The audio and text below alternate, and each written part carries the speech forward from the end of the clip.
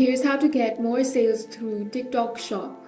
To scale your sales on TikTok Shop, you have to realize that it operates completely differently than traditional e-commerce platforms like Amazon or Shopify. Shoppers don't usually look for products here using a search bar. Instead, they buy because an entertaining video or live stream popped up on their feed and created an instant impulse to purchase. So here is the exact strategy sequence to maximize your conversion rates and drive consistent sales. First, you want to optimize your product detail page. Ensure your product titles are clear. Use high-resolution photos with clean backgrounds and list key benefits in the first 3 lines of your description.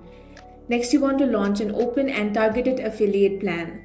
Do not try to make all the content yourself. Go to your seller center, then affiliate marketing hub.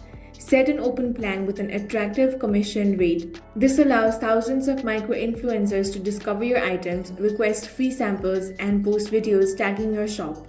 Finally, you want to master the hook story offer video format. When creating short-form videos for your products, follow a high retention structure. The first 3 seconds should be the hook, then it should be the story, and the final second should be the offer.